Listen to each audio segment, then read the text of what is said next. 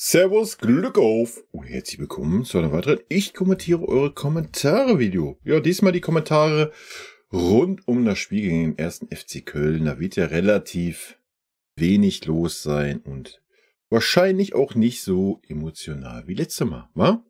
Wenn doch, bin zu allen Schandtaten bereit, Leute. Dann gehen wir rein in den Bums hier. Gut. Kann Bayern souverän? Fragezeichen, haben nur den Titel gelesen und musste direkt lachen, wild. Ja, dann ist das so. Ich fand es souverän. Es war okay. Der da, Opa, diese Saison wirklich ein total Schaden. Das mag auf die sowieso nicht allzu guten Leistungen aller zurückzuführen sein, aber jedes Mal, wenn der spielt, haut der Fehler rein. Mal größere, mal kleinere. Er ist offenbar nicht in der Lage, seine Fehler abzustellen und somit als Teil des Umbruchs zu verkaufen. Wenn Tell jetzt gut gespielt hat, heißt das jetzt, wir werden ihn die nächsten Spiele nicht mehr zu Gesicht kriegen. Ja. Wenn Tuchel seiner Linie treu bleibt, wird Tell wieder, vielleicht, wenn er Glück hat, 10 Minuten Kurzeinsatz kriegen. Zu Opa, ja, habe ich ja auch gesagt, ich mag einen Opa auch vom Typ her. Er hat mega viel Talent, aber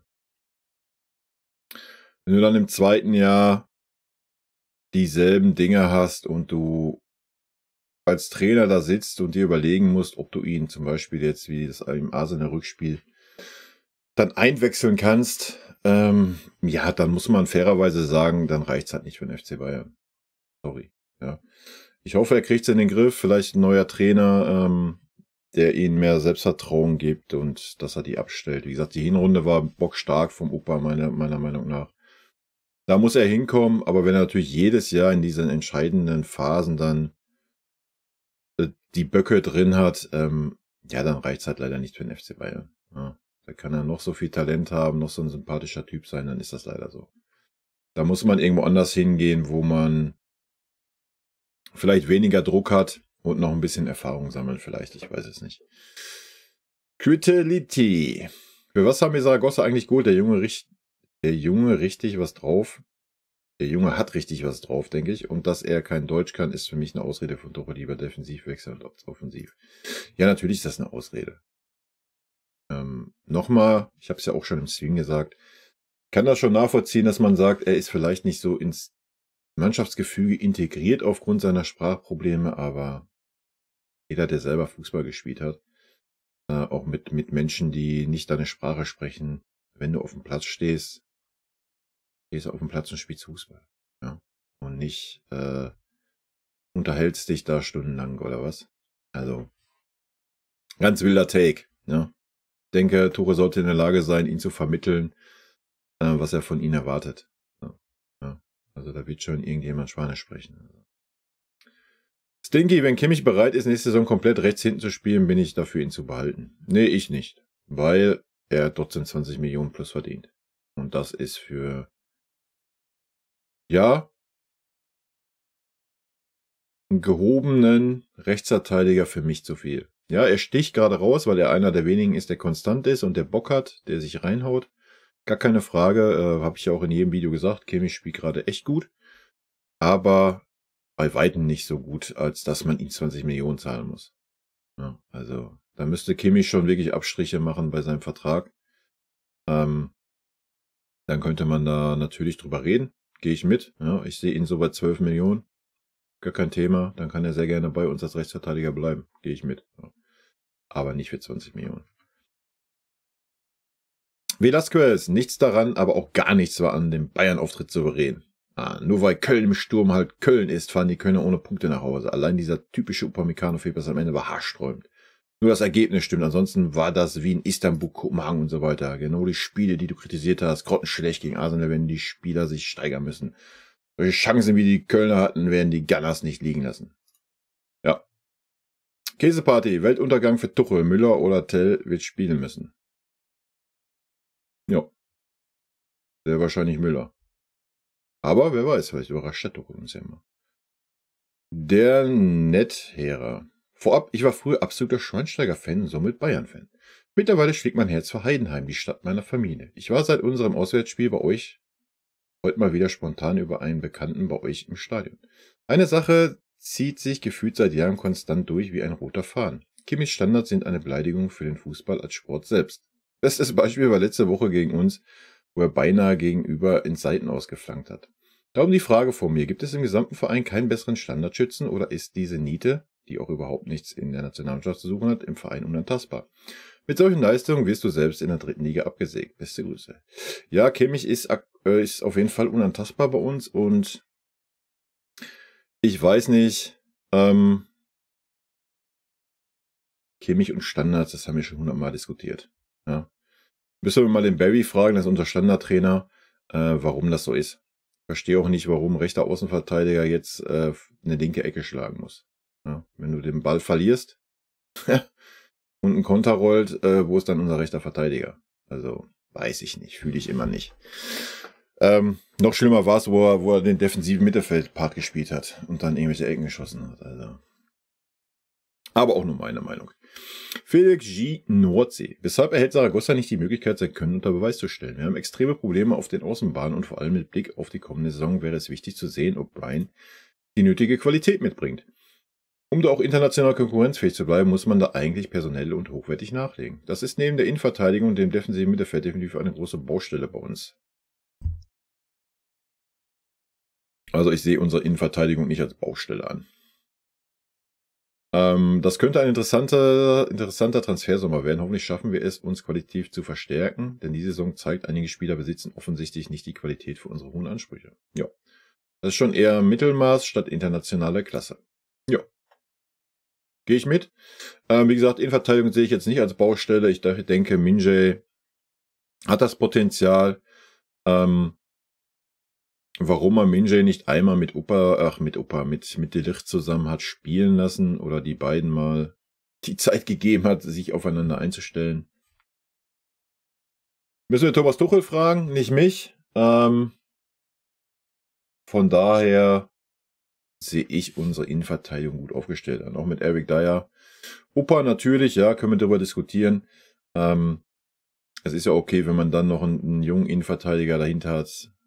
Kommt natürlich auf an, wie der Trainer spielen möchte. Wenn man mit 3 Innenverteidiger spielen möchte, klar, dann kann man Innenverteidigung auch nochmal als Thema aufmachen. Ja, wenn du mit einer Viererkette spielen willst oder mit einer Dreierkette mit 1 Innenverteidiger und 2 Außenverteidigern, dann sollte die Innenverteidigung kein Thema sein. Defensives Mittelfeld, ja, bin ich dabei. Würde ich mir auch eine Granate wünschen. Ja. Und einen Pavlovic davor oder daneben. Unsere Außen, ja, gehe ich auch 100% mit, kannst du alle 3 verkaufen.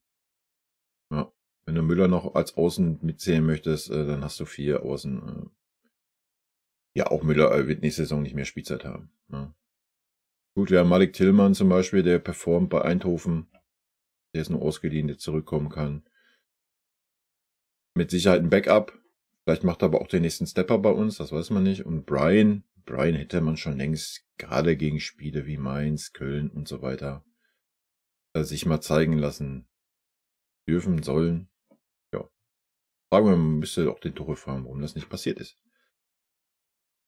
Michaelis, hallo. Spiel absolut in Ordnung. Kane hat heute wirklich Pech. Die Torchancen waren genug da. Schönes Wochenende. Gruß, Michael. Jo. Jörg Berger, was sich Upa wieder einmal geleistet hat, war eine Katastrophe. Was auffällig war, ist die Reaktion von Dyer und der Rest der Abwehr, die ihn abgeklatscht hat, um ihm Mut zu machen. Das hat mir gefallen. Ja, was willst du auch sonst machen? Wenn den Upa da jetzt noch irgendwie wie angreifst, dann ist der Junge wahrscheinlich ganz am Boden. Also, der macht das ja nicht absichtlich. Er denkt sich ja jetzt nicht, ach komm, ich habe jetzt mal einen Sekundenschlaf und setze mal aus. Also, ja, ist leider so. Triple. Fand Guerrero von Anfang an gut. Mega Tor, den wollte er genauso haben. Die Coman-Verletzung ist sehr, sehr bitter. Hätte Saragossa heute von Anfang an spielen lassen, schade, dass er gar nicht berücksichtigt wurde. Hoffe auch, dass die Trainersuche bald beendet ist, damit man Kader für die nächste Saison planen kann. Ja, gehe ich mit. Der Kommentar, die Verletzung von Coman geht klar auf das Trainerteam. Coman ist nicht fit und dazu sehr verletzungsanfällig. Saragossa stand bereit und wird wieder ignoriert. Ja, sehe ich genauso.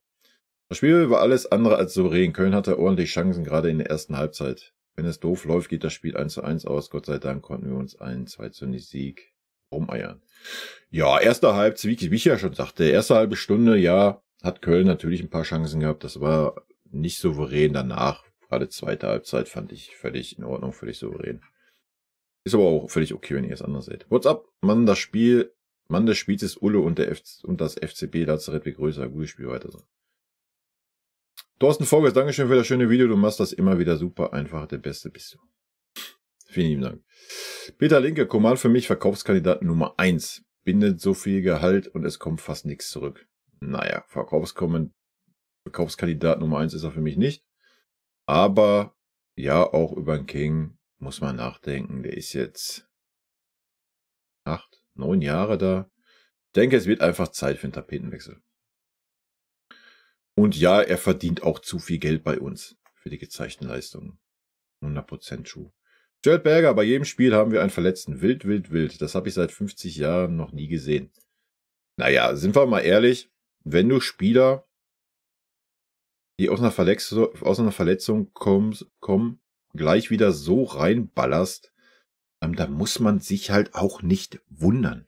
Wenn man dafür andere Spieler, die da sind,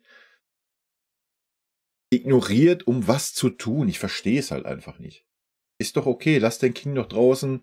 Wenn es nicht läuft, kannst du den King nochmal 20 Minuten bringen. Da ist mit Sicherheit das Verletzungsrisiko viel, viel geringer, als wenn er von Anfang an spielt. Und dasselbe mit Gnabry in Arsenal. Man hat gesehen, dass der auf dem Zahnfleisch lief. Der hat eine starke erste Halbzeit gespielt, hat sich völlig verausgabt, weil Davies eine Katastrophe gespielt hat. Das war sein 3. Einsatz nach einer Verletzung, auf Verletzung, wo er ein halbes Jahr nicht da war. Was erwarte ich denn dann? Es ist doch völlig klar, dass ich die Spieler nicht so in die Mannschaft wieder reinballern kann und sagen kann, ja, ach ja, alles gut. Du hast jetzt zweimal 20 Minuten gehabt, so jetzt spielst du 90 Minuten durch, obwohl du dir die erste Halbzeit schon dich völlig verausgabt hast. Das kann doch nicht gut gehen, Männer. Das kann nicht gut gehen. So, das ist auf eigenem Bockmist gemacht, das Ganze. Ja? Nochmal, man hat doch Alternativen. Man hat einen Tell, man hat einen Brian. Aber wen interessiert? Ja?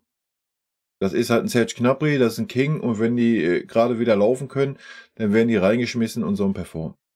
Anstatt die Jungs mal langsam ranzuführen. Bei Coman hat man es ja am Anfang gemacht.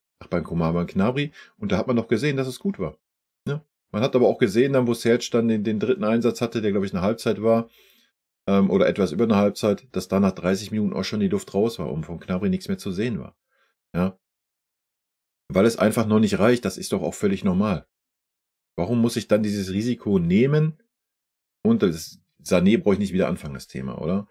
Also für mich ganz klar Fehlentscheidung. Ob da von der medizinischen Abteilung eine Ansage kommen muss, wie, keine Ahnung, pass mal auf, Trainerteam, der braucht erstmal 5, 6, 7, 8 Einsätze maximal über eine Halbzeit. Das weiß ich nicht. Aber Tuchel ist doch ein erfahrener Trainer. Ja? Er sollte das doch einschätzen können. Nein, tut er nicht und setzt sich dann wieder auf den PKs und heult rum. Erwin Sievers, wirklich eine gute Mannschaftsleistung heute. Ein Spiel, mit dem man in der Situation sehr zufrieden sein kann. Für mich war Guerrero der beste Mann auf dem Platz. Schon vor seinem Tor hat er sich in die freien Räume geschlichen und die Offensivspieler in gute Position zu bringen. Er hat enorme Spielfreude reingebracht und hat momentan einen richtig guten Impact auf das Team. Ja, Guerrero hat einen guten Impact, wenn er mittig spielt. Wenn er dazu noch ein bisschen defensiv stärker wäre, wäre er sogar ein richtig heißer Kandidat auch, auf längere Sicht, ne? Aber das ist er leider nicht. Aber er hat da einen sehr guten Impact. Definitiv, sehe ich genauso. Inoclip, mit Kingsley hatte man noch Chancen auf einen Clou in der Champions League. Der hat in den Kracher-Spielen immer geliefert, aber das hat sich damit erledigt. Gegen Real oder Man City nur Chance. Ich weiß jetzt nicht, ob Real oder Man City unbedingt gerade sehr, sehr, sehr viel stärker sind als Arsenal. Und wir werden sehen. Vielleicht liefert so ein Tell, wenn er denn spielen darf. Gegen Arsenal. Wir werden sehen. Markus Wippi, Upper ist immer ein Risiko, wenn er aufläuft. Aber was mich wirklich überrascht, ist die große Anzahl an Muskelverletzungen und das nicht mal im Zweikampf. Normalerweise bedeutet das falsches Training. Also was machen die unter der Woche? Am Training liegt's nicht. Der Tuchel doch gesagt. Blista, was machen die im Training, dass die sich dauerhaft verletzen? Ist ja mittlerweile echt schlimm bei Bayern. Jo. GB, gegen den Vorletzten kann man schon mal gewinnen. Oldschool, für mich war es ein verdienter Sieg mit vielen Schwachpunkten, vor allem die ersten 20 Minuten. Bester Spieler bei uns Ole, Kimmich und Tell. Bei Müller habe ich wie du viele Fehlpässe und Ballverluste gesehen. Das Tor macht er dann durch seine Erfahrung. Das Defensivverhalten der Mannschaft war zeitweise, keine Ahnung, unterirdisch. Betrifft sowohl die Arbeit nach hinten, energisches Nachsetzen und Zurücklaufen bei Ballverlusten im Mittelfeld, sowohl die genaue Zuordnung am Strafraum. Scheint mir so, einige denken, ist ja nur Köln, da muss ich nicht mit zurück. Letztlich hat Ulle uns den Sieg gerettet mit seinen Paraden und Köln war einfach zu schwach, da entsprechend mehr draus zu machen. Leute, ihr dürft halt immer nicht vergessen, dass das ein Spiel zwischen den beiden Arsenal-Spielen war. Also ich weiß nicht, was man da erwartet. Noch einmal, wir haben 7 Punkte auf dem Tabellenplatz 5. Meisterschaft ist entschieden. Was erwartet man dann? Dass die Spieler 120% gehen und das Letzte aus sich rauspumpen und den letzten harten Zweikampf voll dagegenhalten? Natürlich nicht, Leute. Von daher war es eine Leistung, die gut war für diese Situation, in der dieses Spiel stattgefunden hat. Ganz einfache Kiste. Ja. Was los ist, sieht, da haben wir es wieder. Opa und sein Gestolpere, denke ich mal. X, ein Spiel der Klasse, Sommerfußball im Schongang in München mit einem Pferd, das nur so hoch springt, wie es wirklich muss. Verständlich wegen der Umstände. Dankeschön, ganz genau. In Erinnerung geblieben ist der Fehlpass von Opa und versemmelte Konter von Leimer danach. The King, wie immer super Video, weiter so. Banja, wie immer schreibe ich, bevor ich das Video schaue, war aber über deine Überschrift irritiert, dachte Clickbait. So, nun zum Spiel. Vorab, unsere Muskelverletzungen sind wohl in ganz Europa einzigartig. Genauso wundere ich mich, dass unsere Spieler andauernd ausrutschen. Vielleicht mal richtige Schuhe benutzen. Schienbeinschoner, die 3 cm sind das eine, aber Schuhe sollten schon passend sein. Das Spiel war schon ein schwerer Hausmannskost. Ich kann nur sagen, Mazraoui ist keine Option. Ich persönlich fand Guerrero trotz Tor schwach. Pavlovic sieht man die Pause an. Kane heute eher schwach bzw. unglücklich. Wer auch so sehr abgefallen ist, war Müller. So viele Fehlpässe und Abspielfehler. Wir haben erst ab der 28 Minute angefangen zu spielen. Beziehungsweise das Spiel langsam zu beherrschen. Davor war es sehr schwach. Chancenbucher, Chancen zugelassen. Mich wundert es, dass man Saragossa wieder nicht eingesetzt hat. Aber am Mittwoch sehen wir da eine ganz andere Mannschaft und Auftritt. Okay, war doch kein Clickbait. Du bist heute im sonnigen Gemüt unterwegs. Musste lachen, eine Sportseite hat Müller die Note 1,5 gegeben. Ich habe ihn ohne Tor bei einer 5 gesehen. Selbst als wir immer dominanter wurden, war er eher ein Schwachpunkt. Aber am Ende 3 Punkte und es zählt nur der Mittwoch. Ja, also ich habe das Ganze mal unter den Umständen gesehen und einfach mal, ich denke, man muss die Messlatte jetzt einfach auch mal auf ein realistisches Maß für diese Mannschaft legen. Ja, also das hat die Saison doch gezeigt. Ja, und dafür war es, wenn du die letzten Spiele nimmst, wie Heidenheim, Dortmund und die anderen Niederlagen, auch teilweise zu Hause wie gegen Bremen und sowas. Man hat sich nicht komplett verweigert. Ja, es ist traurig, dass man den Maßstab mittlerweile anders anlegen muss an den FC Bayern. Ja, aber so ist es halt einfach. Und nochmal die Umstände, wie es X geschrieben hat. Dafür war die Leistung echt okay. Ja, das darf man halt nicht vergessen. So. Marco Günther, als Bayern-Fan muss man froh sein, dass man letztes Jahr trotz schlechter Leistung Meister geworden war. Sonst wären es jetzt schon 2 Jahre ohne Meisterschaft. Ja. Und wenn es zur nächsten Saison keine großen Veränderungen in der Mannschaft gibt und Leverkusen die Leistungsträger halten können, dann wird es nächstes Jahr auch wieder nichts mit der Meisterschaft. Ja, gebe ich dir recht.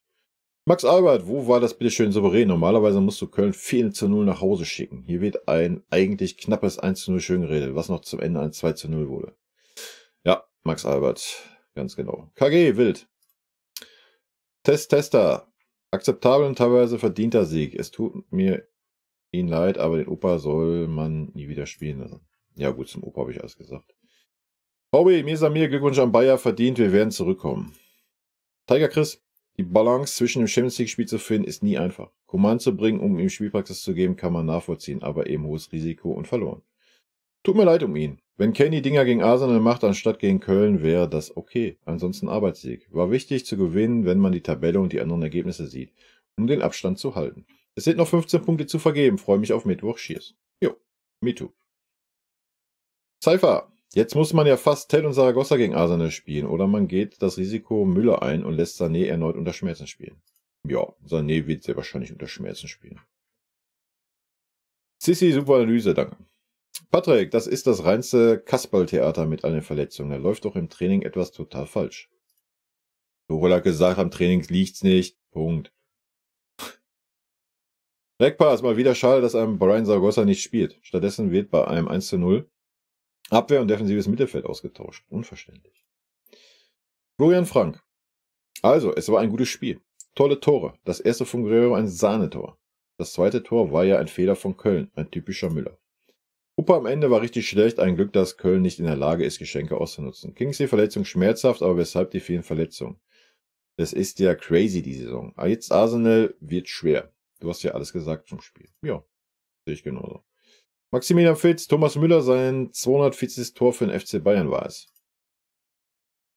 Gibt's den Müller Daumen. Optimus Prime und Sané am Mittwoch gegen Arsenal wieder unter Schmerzen. Für was haben wir eigentlich Zaragoza im Winter geholt? Ja, da frag mal das Trainerteam. Magic, wenn man Coman nicht aufstellt, weil er verletzungsanfällig ist, dann darf man ihn mehr aufstellen. Nicht mehr aufstellen wahrscheinlich. Nee. Also, nochmal. Wenn ich 3 Tage später gegen Arsenal spiele, bringe ich einen Coman, der aus einer Verletzung kommt, nicht in einem Spiel gegen Köln. Wenn ich einen Brian und einen Tell draußen sitzen habe. Ein Tell hat ja gespielt, aber einen Brian draußen sitzen habe. Punkt. Ganz einfache Kiste. Ja. Aber auch nur meine Meinung.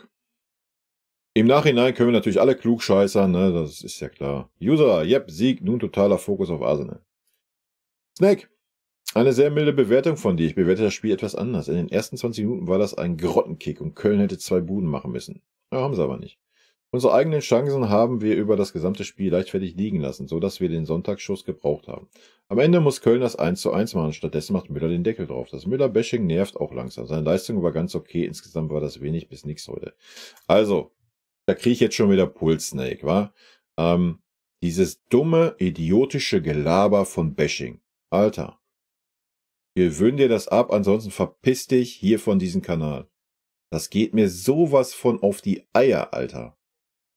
Nur weil man einen Spieler kritisiert und wenn ein Spieler 10 Spiele hintereinander schlecht spielt und man ihn in 10 Spiele hintereinander kritisiert, hat das null mit Bashing zu tun. Junge, Alter, was stimmt denn in euren scheiß Schädel nicht? Habt ihr irgendwelche, nur weil Mariano jetzt erlaubt ist, ballert ihr euch den ganzen Tag die Birne zu oder was? Was stimmt denn mit euch nicht? Alter. Ist das jetzt die neue Mode oder was? Bashing, Mobbing, man darf nicht kritisieren. Ist ja völlig fein, wenn du die Leistung von Müller besser gesehen hast. Hab ich doch kein Problem mit. Aber laber doch nicht rum, dass Müller-Bashing nervt, Alter. Hast du irgendwo was am Kopf oder was? Junge, was stimmt denn mit euch nicht? Eieiei. Samuel, das tut mir leid, sowohl für Gnabry als auch wieder für Coman. Jo. Zaragoza wird nochmal der Gamechanger. Denkt an meine Worte. You will see. Jared Berger. Müller legt aber auch gut ab auf Kane bei dem Pfostenschuss. Wenn der reingeht, sagen wir alle, wie klasse der Ball war. Und so redet kein Mensch davon. Auch die Möglichkeit von Guerrero kommt durch einen guten Pass von Müller zu Kane. Und trotzdem hat Müller super viele Ballverluste gehabt und war sehr wenig im Spiel integriert. Aber es ist doch auch okay, wenn ihr den Müller besser seht. Habe ich doch gar kein Problem mit. Für mich war das eine schwache Leistung. Royal Lux, ein gutes Pferd springt nicht höher, als es muss. Ich frage mich, warum Brian schon wieder 90 Minuten auf der Bank saß. Nee, bringen wir lieber Leimer und Goretzka. Müller darf 90 Minuten durchspielen, hat dann ja noch das 2:0 gemacht. Opa, tut mir leid, aber wenn du selbst gegen Köln so einen Bock reißt, reicht es nicht für Bayern.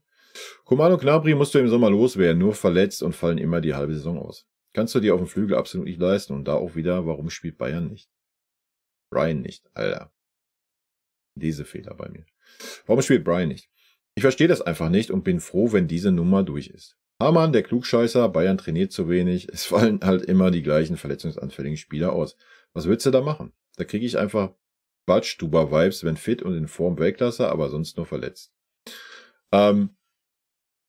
Ja, nochmal, ich denke, ich meine, Tuchel hat auch einen Upa gegen Leverkusen nach 2 Tagen, wo er wieder im Training war, reingeworfen. Das sind halt,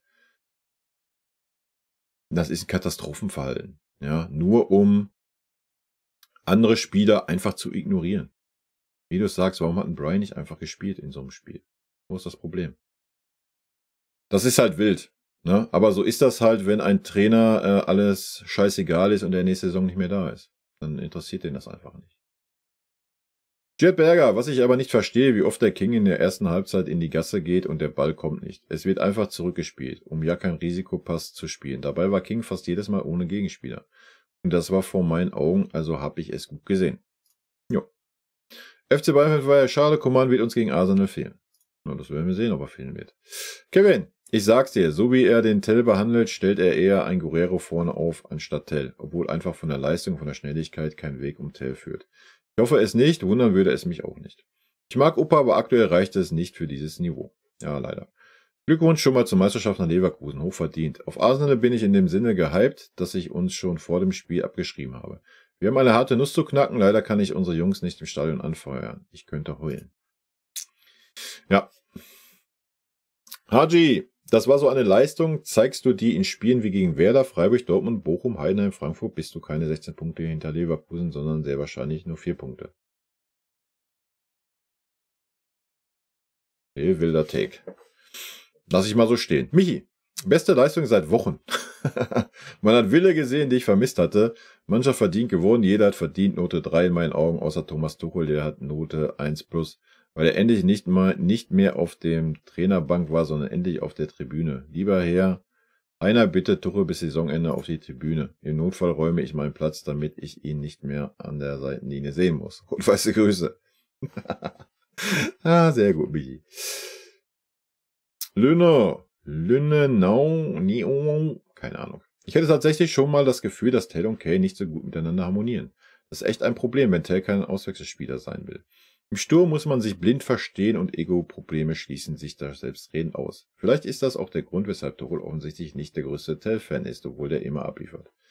Also den Tell zu unterstellen, dass er Ego-Probleme hätte, ist in meinem Sinn völliger Schwachsinn. Sorry. Und den Take, dass er nicht gut mit dem Kane harmoniert, woran machst du das denn fest? Wann hast du den Tell denn mal gespielen sehen? Über eine längere Zeit mit dem Kane. Er hätte nie die Möglichkeit gehabt, sich einzuspielen.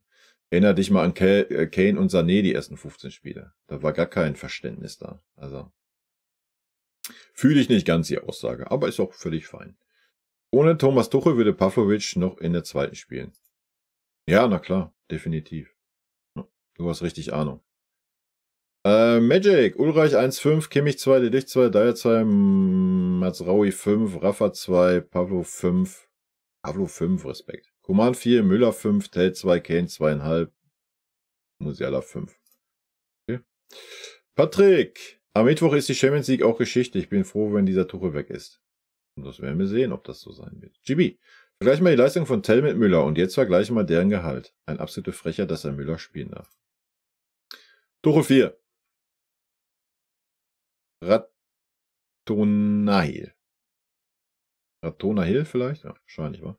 Jet Berger, endlich wieder zu Hause nach dem Stress. Der Müller mit seinem Tor macht mich 20 Euro verlieren. Im Bus hatten wir gewettet fürs Resultat. Für 1 Euro konnte man wetten, wie das Spiel zu Ende geht. Ich habe gesagt 1:0 mit dem ersten Tor in der 70. Minute. Bis zur 90. Minute war ich der Gewinner im Bus und da kommt der Müller und macht sein Tor. Und da die 20 Euro Prämie. Deswegen tippe ich niemals auf den FC Bayern. Coman, was eine Tragödie immer mit dem Jungen. Ja. Pap, wenn ich dich einfach korrigieren darf, es gibt keine gute 3, maximal 3+. Ansonsten gute Analyse. Der Müller geht mir auch langsam auf den Sack. Muss immer den Mund aufmachen und Anweisungen geben, obwohl seine eigene Leistung nicht passt. Ja, das ist halt immer so ein Problem bei dieser Art Spieler. Irgendwann, wenn die Leistung nicht passt, ich meine, Müller hat ein Tor gemacht, alles gut, aber wenn die Leistung über eine längere Zeit nicht passt und man dann dieser Radio-Müller-Typ ist, dann ist das eher negativ belastet, als wenn die Leistung stimmt, hat das einen anderen Impact und wird anders wahrgenommen. Ne? Aber so ist es halt. Bin mit Abstand der Beste dieser Gruppe. Ja, Gratulation. Ohne Thomas Tuchel wird euch langweilig. Das glaube ich nicht. Snackmonster. Oh, heute Ine. Für mich war das Spiel wieder mal eine Katastrophe. Solarian. Sacker stoppen durch Nuss. Ich glaube nicht. Ihre Kommentare wie immer sehr gut. Herbert, danke. Peter, Daumen nach unten geht bei Daumen nach unten geht bei JR nicht mehr. Meinst du YouTube oder was? Wieso geht da kein Daumen nach unten mehr? Klar geht ein Daumen nach unten. Also Daumen nach unten geht immer. Das wird dir nur nicht mehr angezeigt. Also wie viele Daumen nach unten da sind. Aber du kannst einen Daumen nach unten jederzeit setzen. GB, hab nur gesehen, dass Zaragoza komplett von dem Horst ignoriert wird. Die Quittung haben wir bekommen mit der Verletzung von Koman. Jo. Ganz genau. Günther, souverän. Haha. Hast du ein anderes Spiel gesehen? Gegen Tabellenvorletzten. Leistung okay. Oh mein Gott, das ist nicht mehr mein Bayern. Ein Bayern-Fan seit mehr als 40 Jahren. Was? Ist nicht mehr mein Bayern. Punkt. Fan seit mehr als 40 Jahren, wo ist die Vergangenheit? Hör doch auf mit deinen Souveränen. Sag doch einfach, es war ein mittelmäßiges Spiel. Günther, wenn das deine Meinung ist, dann kommunizier die bitte, schreib mir nicht vor, welche Meinung ich zu habe, sonst verpiss dich hier von dem Kanal. Verstanden? Hoffentlich. Junge, Alter. Ist doch völlig fein, wenn ihr andere Meinung habt, aber schreibt mir doch nicht vor, welche Meinung ich zu haben habe. Habt ihr einen an der Birne, Alter? Junge. Ein Bürger, Koman verkaufen. GB, hab das Spiel nicht gesehen, das war das Beste, was ich machen konnte. GB, das ist auch nicht Fan sein, ne? Merkst du hoffentlich selber. Ohne Frechheit. Seppa, setz deine Bayern-Brille ab. Köln hatte den Sieg mehr verdient gehabt als Bayern. Und tschüss. Alter Belly, ey. Komm, kriegst trotzdem Herzen. Gönn dir. Es ist ja auch gut, wenn man sieht, dass du einfach keinerlei Ahnung vom Fußball hast. Deswegen kann man deine Aussage nicht wirklich ernst nehmen. Sonst wird man so einen Schwachsinn leider nicht schreiben. Und ich denke, ich bin einer der ganz wenigen Bayern-Fans, die alles andere als eine Bayern-Brille aufhaben. Granit Stone, für mich war das Spiel leider wieder eine Katastrophe, aber was soll man zurzeit auch noch erwarten? Ja, ich habe dazu alles gesagt. Wie gesagt, für die Umstände, wo das Spiel stattgefunden hat, war die Leistung für mich völlig fein. Und es ist völlig okay, wenn ihr das anders seht. Und solange mir keiner vorschreiben möchte, wie meine Meinung zu sein hat, ist das auch alles fein für mich. Ansonsten sehe ich diese beiden Pappköpfe hier nochmal mit so einem dummen Kommentar, blende ich euch aus und gut ist. Gut, gehen wir noch rein in die Kommentare zur Pressekonferenz, weil wir haben ja noch ein bisschen Zeit. Mona, 24 Muskelverletzungen die Saison sind schon nicht mehr nur Pech, da muss vieles hinterfragt werden, so wird es am Mittwoch sehr schwer. Ja, da muss wirklich vieles hinterfragt werden. Kann Bayern, Opas Zeit sollte im Sommer zu Ende sein, alles andere wäre wild. Ja. Habe ich schon, ich habe genug zum Opa gesagt. Ja. Detlef Marx, der Titel ist leider falsch. Es geht doch um die PK nach dem Spiel. Frechheit, habe ich vor dem Spiel wieder drin gehabt. Glückwunsch an Bayer Leverkusen. Unglaublich, diese vielen Verletzten. Startzuschuss. Tester, Upamecano kann man verkaufen, geht gar nicht. Tester, ich fand, dass es eine solider Bundesliga-Auftritt war, nur eben mit schlechter Chancenverwertung und zweimal Aluminium. Mr. Basket Maniac, Upamecano ist raus. Jerry D, Koman ist ein Drama. Er ist einer der Spieler, dessen Körper nicht gemacht ist für Leistungssport. Ja gut, das hat man beim Robben auch gesagt. Und ich denke, Arjen hat auch gezeigt, was geht, oder? So bitter es ist. Wenn er gesund ist und sich etwas in Form spielen konnte, ist er absolute Weltklasse. Aber er ist gefühlt 80% der Zeit verletzt. Hat jemand Statistiken dazu? Eigentlich kannst du so einen Spieler keinen hochdatierten Vertrag geben. Ja, da gehe ich mit. Da gehe ich 100% mit dir. Ich habe es gesagt, dass so ein Spieler so viel Geld verdient und dann immer nur ein Drittel der Saison oder die Hälfte der Saison zur Verfügung steht. Geht auf Dauer halt nicht mehr. Die Frage ist jetzt, wer ist schuld an dieser Verletzung von King? Wer ist schuld an der erneuten Verletzung von Gnabry? Sind da jetzt die Spieler dran schuld? Ist das Training dran schuld? Ist eine medizinische Abteilung dran schuld? Das gilt es zu hinterfragen für die kommende Saison. Ne? Elias, ist dir eigentlich bewusst, dass du immer das falsche Bayern-Logo einblendest? Das ist das alte Bayern-Logo vor 2017. Das aktuelle Logo hat weniger Rauten in der Mitte und eine andere Schriftart. Immer gut am Buchstaben M zu erkennen. Normal passiert der Fehler nur bei ausländischen Seiten. Ist vielleicht kleinig, aber solche Kleinigkeiten fallen mir direkt ins Auge und triggern. Wenn man Bayern-Logo googelt, kommt man auf die offizielle Bayern-Seite, in der alle Logos in einer Reihe stehen. Das ist mir durchaus bewusst und wenn dich das triggert, dann triggert dich das leider weiter. Musst du mit leben. Kevin, du hast es nicht verstanden. Tuchel und sein Trainerteam sind die Ersten, die sich selbst hinterfragen und seine Analyse intern war sehr selbstkritisch, die er aber nicht öffentlich machen wird. Die XG-Goals waren ganz klar auf unserer Seite. These ist aber auch ein guter Kerl. These? Thomas? Spaß beiseite. Drucklos war es heute aber auch nicht. 7 Punkte zu verspielen haben wir drauf in dieser Saison. Verstehe natürlich den Grundgedanken hinter deiner Aussage, weil, wie du schon sagtest, ist es keine Neuheit bei UPA. Rayo ist back. Hab gestern Morgen noch gesagt zu meinem Dad, ich sehe später Coman wieder da liegen. Dachte mir, okay, wetten nicht mal, dann kommt Saragossa und so war es auch. Müller und King waren Totalausfall, gebe dir recht, zu viele Bälle verdudelt. Zu Opa brauchen wir nichts sagen, die anderen waren top soweit. Coman, ein Mann aus Glas. Marc der Staufer. Gutes Spiel, auch eine gute PK. Das mit den Verletzungen ist jedoch in dieser Saison etwas merkwürdig. Hier würde ich mich über eine komplette Aufarbeitung wünschen. Lag es am Rasentraining, individuelle Trainingspläne, etc., Ernährung? Achtung, Spoiler, seit dieser Saison ging in das Wasser der Saskia-Quelle. Kleiner Scherz am Rande. Medizinische Abteilung an den Menschen selbst. Es ist auffällig, die Saison mit den Verletzten. Ja.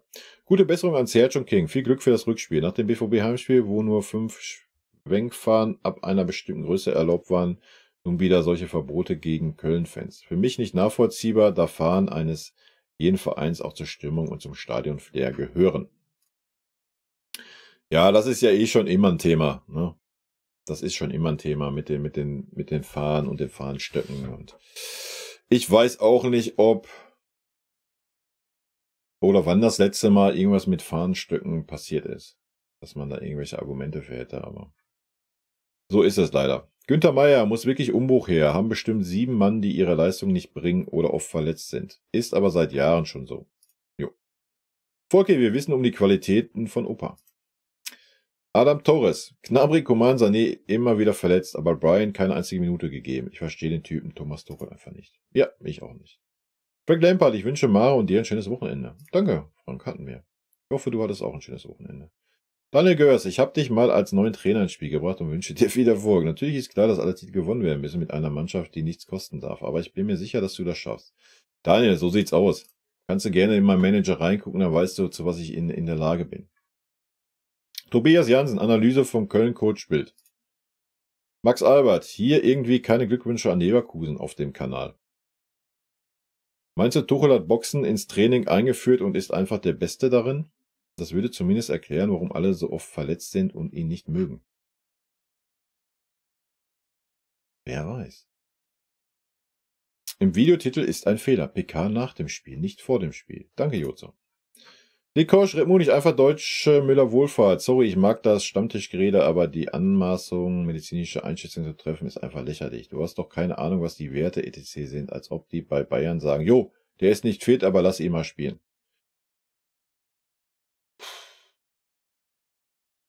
Nee, ich habe keine Lust, mich aufzuregen. Ich nehme deinen Kommentar so hin und ja, du hast recht, ich habe meine Ruhe. Danny, aber glaubst du, sagt er den Spielern das anders oder verstehen ihn die Spieler nicht? Soll ich mit dem Satz anfangen, Alter? Du musst schon Kontext dazu liefern. Blue Eyes. Wäre Jes Torup gut genug für den FC Bayern oder wäre er von seiner fachlichen Qualifikation und seinem Auftreten in der Öffentlichkeit viel zu schlecht?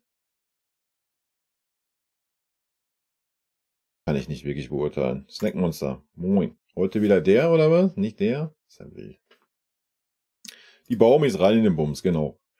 Schlonschluppe. Zwischen 2 wichtigen Spielen, das ist das Mindest, das Tuchel und die Attitüde der Bayern-Spieler beschreibt. Bundesliga ist nicht wichtig.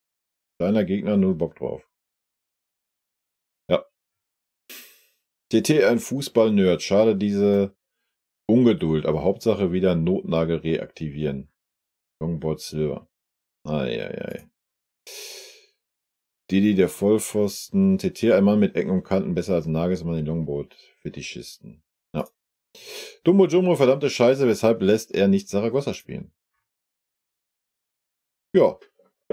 Waren ja wieder ein paar wilde Takes drin. Ich denke mal, es werden noch wildere Takes bei den nächsten Videos kommen, weil Leverkusen ja jetzt Meister ist.